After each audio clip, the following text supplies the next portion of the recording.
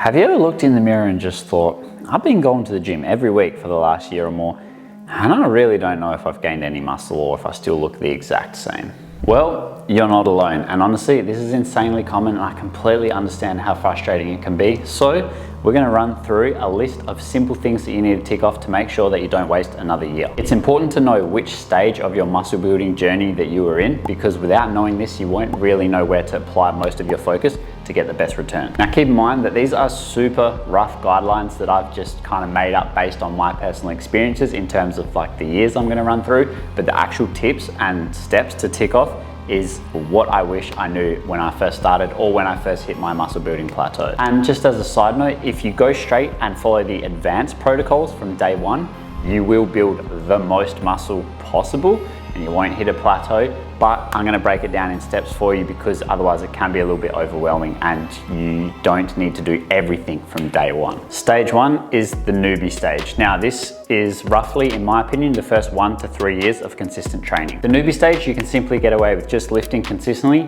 and eating enough protein. If you do those two things, you will build muscle. The main focus here should be learning how to train with really good technique, being consistent, and simply nailing your eating habits. And of course, this is where having a meal plan or learning to track your macros is gonna come into play. The reason I say that is because if you ask two different people what high protein looks like, you're gonna get two wildly different answers. So for your protein intake, super simple, just aim for 1.7 to 2 grams per kilogram of your body weight. So if I was a newbie and I was starting going to the gym and I weigh 80 kilograms, I'd try and aim for about 160 grams of protein per day. And honestly, if you just do that from the get-go and you try hard in your workouts, you will build more muscle than most people. Because trust me, when I say that 98% of people that I speak to, whether they are in this newbie stage or they've been training for longer than that first 1 to 3 years, have no idea how much protein that they're eating on a daily basis. And this is literally the simplest box you can tick that will bring back the biggest return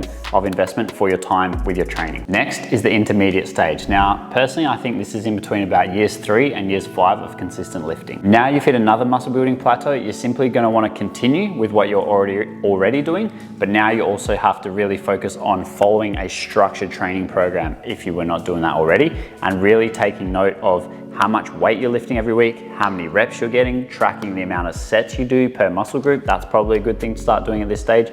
And all of these fine little details is what's going to break that next plateau. This is now crucial as the good old newbie gains are now long gone. And it's now gonna take some more precision with your training and really knowing what you're doing every single week, what you're doing every single program. And when you go into the gym, you have a plan of attack and you know, all right, last week, this is the amount of weight I used for this many reps. So this week, I'm gonna try and get an extra rep with the same weight, or I'm gonna try and up the weight a little bit. And then of course, having planned deloads in there as well. This is now gonna be key, and you can't just go in and just train by how you feel. Now we're moving into advanced, which I personally think is probably between 5 and 10 years of consistent lifting. And then what I just made up and called veteran, which is basically 10 plus years of consistent lifting. And I'm simply putting these two together now because honestly, after you've been training consistently for 5 plus years, you're gonna wanna be ticking all these boxes we're about to run through. Otherwise, you're definitely not gonna break your muscle building plateau. So from here, this is where all the little shit actually really matters a lot, in my opinion, and you don't wanna be skipping any of these or you're definitely not gonna break that plateau.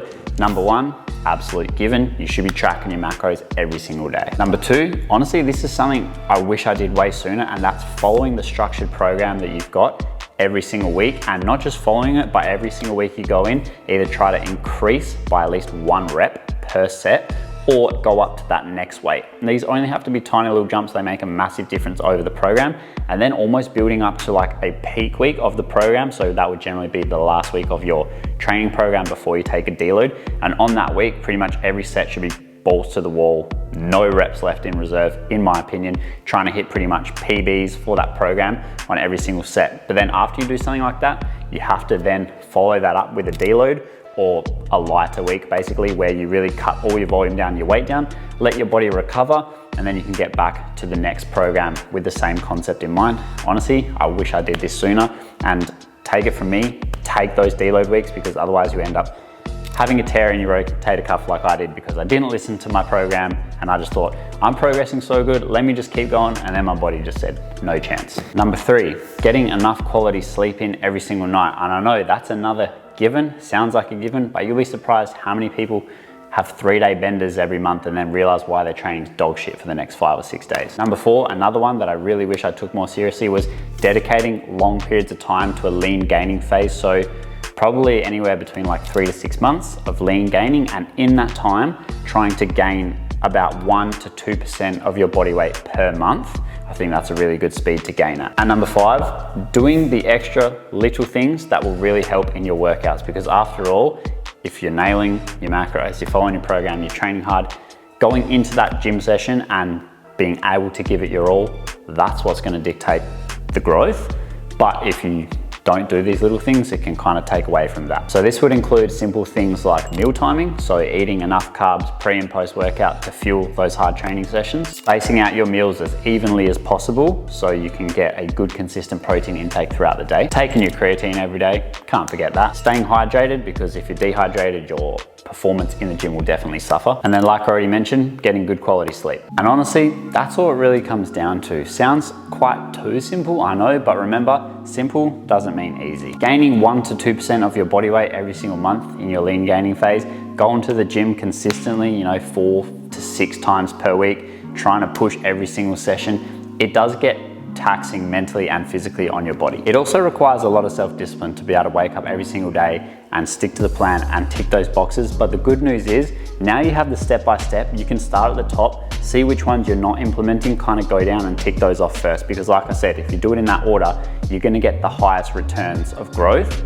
muscle growth, breaking the plateau by going from the top down. You don't wanna start all the way at the bottom unless you're already doing everything we just went through. And the best news is, most people that I speak to, even if they have been training consistently, they don't even tick that first box of tracking their protein intake. So just something simple like that will bring you the highest return on your investment. And if you found that helpful and you're like, Alex, I am building a little bit of muscle, but my shoulders are in the biggest plateau, then I'd recommend checking out this video here.